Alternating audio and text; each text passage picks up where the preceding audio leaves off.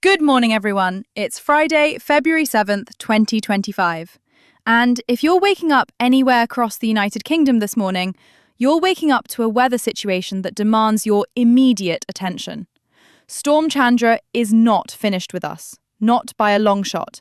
And the Met Office is maintaining amber warnings for heavy rain and flooding risk across multiple regions as this persistent low-pressure system continues to batter the nation with relentless precipitation and dangerous conditions that are creating cumulative impacts we simply cannot ignore. Let me get straight to what's happening right now, because the situation on the ground is serious and deteriorating in specific areas. The Met Office has amber warnings. That's their second highest alert level, currently in force across portions of Wales, northwest England, and parts of the Scottish borders, with these warnings extending through the remainder of today and into Saturday morning in some locations. We're talking about warnings that indicate a significant likelihood of impact to daily routines, potential danger to life, and the very real possibility of property damage from flooding. These aren't precautionary yellows anymore. These are amber warnings, telling us that Storm Chandra is delivering exactly the kind of rainfall totals that create genuine emergency conditions. The rainfall we've already seen has been extraordinary, and I need you to understand just how much water has fallen from the sky in the past 48 hours alone. Across the warned areas in Wales, particularly in Snowdonia and the Brecon Beacons, observation data is showing accumulated totals between 80 and 120 millimetres. That's 3 to nearly 5 inches of rain, with some of the highest elevation monitoring stations recording even more. Northwest England hasn't been spared, with the Lake District and the Pennines seeing similar numbers, some locations pushing past 100 millimetres since Wednesday evening. These are substantial rainfall totals, the kind that saturate soil completely, overwhelm drainage systems that weren't designed for this volume, and turn ordinarily docile streams into raging torrents that threaten everything in their path. And here's the critical thing. It's not stopping. Storm Chandra is maintaining its position, this slow-moving area of low pressure that's essentially stalled out over the British Isles, continuing to pull in moisture-laden air from the Atlantic and converting it into persistent, heavy rainfall across the same unfortunate areas that have already taken the brunt of this event. The meteorological setup here is what we call an atmospheric river scenario, where a corridor of concentrated moisture in the atmosphere is being directed straight into Western Britain. And as that air is forced to rise over our topography, over the Welsh mountains, over the Pennines, over the Scottish hills, it condenses, it precipitates, and it dumps even more rain on ground that simply cannot absorb another drop. Current radar imagery as of this morning shows the heaviest rainfall bands positioned across Gwynedd, Conwy, and Denbighshire in North Wales, extending northeast through Lancashire, Cumbria, and into the southern reaches of Dumfries and Galloway.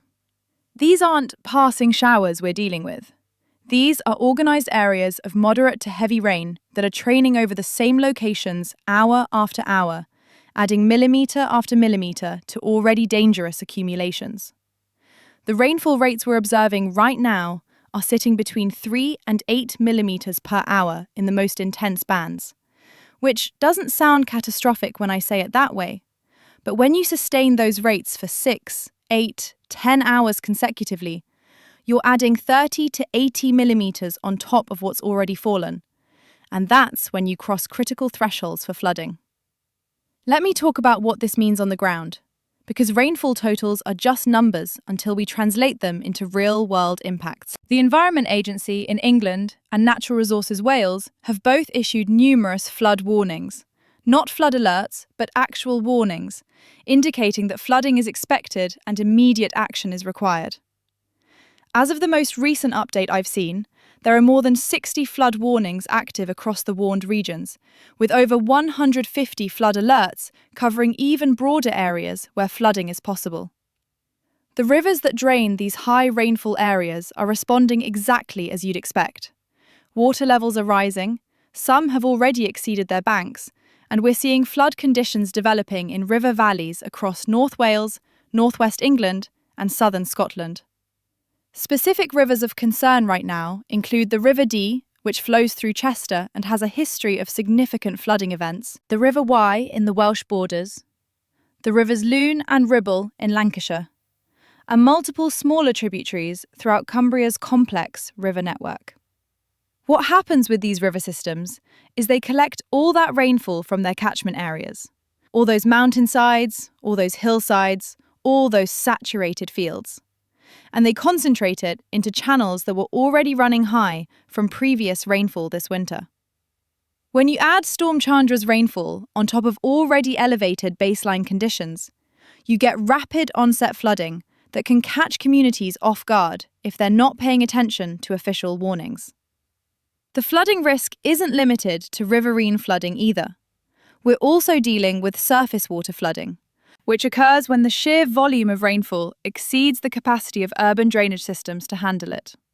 Towns and cities across the warned areas are experiencing standing water on roads, flooded underpasses, overwhelmed storm drains, and localised flooding in areas that don't normally have issues, because the infrastructure simply cannot cope with this intensity and duration of precipitation. This surface water flooding is particularly dangerous for motorists because it's often difficult to judge water depth on roads, and I cannot stress enough how critical it is to never attempt to drive through floodwater. Just 6 inches of moving water can knock an adult off their feet, and a foot of water can float most vehicles, sweeping them away in currents that are far more powerful than they appear. Let's talk about the timeline, because if you're in one of these warned areas, you need to know when conditions are going to improve and when you need to be most vigilant. Storm Chandra is forecast to maintain its position through the remainder of today, Friday, meaning the heavy rainfall continues through this afternoon and into this evening across the amber warning areas. The Met Office is indicating that the most intense rainfall should begin to ease during the overnight hours into Saturday morning, as the low-pressure system finally begins to shift eastward. But, and this is important, even as the rainfall intensity decreases, the flooding impacts are going to lag behind, because all that water needs time to drain through river systems. Peak river levels in many locations aren't expected until Saturday afternoon or evening, well after the heaviest rain has ended, because it takes time for all that water to move downstream through the network.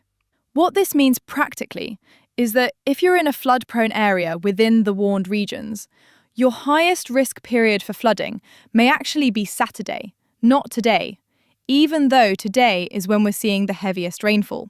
This delayed response is characteristic of river flooding, and it's why the Environment Agency and Natural Resources Wales maintain flood warnings even after rainfall has ended. The water is still working its way through the system, accumulating as it flows downstream, and communities in lower-lying areas need to remain alert for rising water levels through the weekend. Beyond Saturday, the forecast shows Storm Chandra finally pulling away to the east, allowing high pressure to build in from the Atlantic and bringing us a much-needed break from the persistent rainfall. Sunday is looking considerably drier across most areas, though northern Scotland may still see some lingering showers as the back edge of the system clears. Early next week, the high-pressure influence should give us several days of calmer conditions, with lighter winds and significantly reduced rainfall, allowing river levels to gradually recede and giving communities the opportunity to assess damage and begin cleanup operations where flooding has occurred.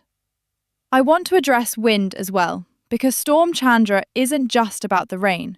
We're also dealing with fairly strong winds that are exacerbating conditions and creating additional hazards. Coastal areas of Wales and northwest England are experiencing sustained winds of 40 to 50 miles per hour, with gusts reaching 60 to 65 miles per hour, particularly in exposed locations. These aren't the extreme wind speeds we see with the most powerful storms, but they're strong enough to bring down trees weakened by saturated ground conditions, create dangerous situations for high-sided vehicles, and generate rough seas along the coast that are producing significant wave action and coastal flooding concerns in some areas. The combination of heavy rainfall, strong winds, and saturated ground creates a particularly dangerous scenario for tree fall. When soil is waterlogged, trees lose the stability that their root systems normally provide, and even moderate winds can topple them. We've already had reports of trees down across multiple counties in the warned areas, blocking roads, damaging property, and in some cases bringing down power lines. If you need to travel today, and I would strongly encourage you to avoid unnecessary travel in the amber warning areas, be extremely cautious of trees, particularly along rural roads and country lanes, where large mature trees line the roadways. Give yourself extra time, reduce your speed, and be prepared to encounter blocked routes that require detours. Let me be very specific about travel disruption, because this is affecting people's plans and daily routines in significant ways. National Rail has reported delays and cancellations across services in North Wales, North West England and southern Scotland due to flooding on tracks, fallen trees and speed restrictions implemented for safety. The West Coast Main Line, one of the UK's critical rail arteries, has experienced intermittent disruption, particularly in the Cumbria section, where flooding has affected track conditions. Transport for Wales has suspended or severely delayed multiple services, and passengers are being advised to check before they travel, and to expect significant disruption throughout today and possibly into Saturday morning. Road travel is equally compromised, with the Highways Agency reporting multiple road closures due to flooding, fallen trees and dangerous conditions. Major routes affected include sections of the A55 in North Wales, the A591 through the Lake District, various sections of the M6 through Cumbria, where flooding has closed lanes, and numerous A roads and B roads throughout the warned regions that have become impassable due to standing water or debris. Local authorities are working to manage these closures, but with conditions still deteriorating in some areas, additional closures are likely through the day. For those of you flying, airports in the region are experiencing delays as Storm Chandra's weather conditions affect operations. Manchester Airport has reported delays to some arrivals and departures, though the airport remains operational. Liverpool John Lennon Airport is similarly affected, and Leeds Bradford Airport has experienced some disruption. If you have flights scheduled for today from airports in the affected regions, contact your airline for the latest information and build in extra time for travel to the airport, given the road conditions. Now, let's talk about what you need to do if you're in an area under an amber warning or a flood warning. First, and most importantly, if the Environment Agency or Natural Resources Wales has issued a flood warning for your area, take it seriously. A flood warning means flooding is expected, and you should take immediate action. This means moving valuable items upstairs or to higher ground, preparing to evacuate if necessary, moving vehicles to higher ground if you can do so safely, and staying informed through official channels about the developing situation. Do not wait until water is at your door to take action. By that point, your options become severely limited and dangerous. If you're not in a flood warning area, but you're in the broader amber warning zone, remain alert to changing conditions. Monitor local news, check the Environment Agency or Natural Resources Wales websites regularly for updated flood information, and be prepared to respond quickly if warnings are issued for your area. Keep your mobile phone charged, have a torch with fresh batteries accessible, and ensure you have emergency supplies, including drinking water and non-perishable food, in case you need to shelter at home for an extended period. Travel guidance is straightforward. If you don't need to travel today in the warned areas, don't. Postpone non-essential journeys until conditions improve. If you must travel, plan your route carefully, avoid areas known to flood, never attempt to drive through floodwater, regardless of how shallow it appears, and allow significantly more time than usual for your journey. Tell someone where you're going and when you expect to arrive. Keep your fuel tank at least half full in case you encounter unexpected detours, and carry a charged mobile phone with you at all times. For those in rural areas, particularly farming communities in the uplands of Wales and northern England, this is a critical situation for livestock and property. Ensure animals have access to higher ground, check on vulnerable livestock regularly if you can do so safely, and secure equipment and materials that could be damaged or washed away by flooding. The agricultural impact of Storm Chandra is already significant, with saturated soils causing access issues for farm operations and flooding threatening buildings and livestock in vulnerable locations. Let me put this storm into some historical context, because understanding where this ranks helps frame the seriousness of what we're dealing with. While Storm Chandra isn't reaching the extreme intensity of some of the most catastrophic UK storms in recent memory, this isn't Storm Desmond from 2015, which delivered truly record-breaking rainfall to Cumbria. It is a significant event that's producing substantial impacts across multiple regions simultaneously. The rainfall totals we're seeing are approaching the threshold for what meteorologists consider extreme rainfall events, particularly given the duration over which this rain has persisted.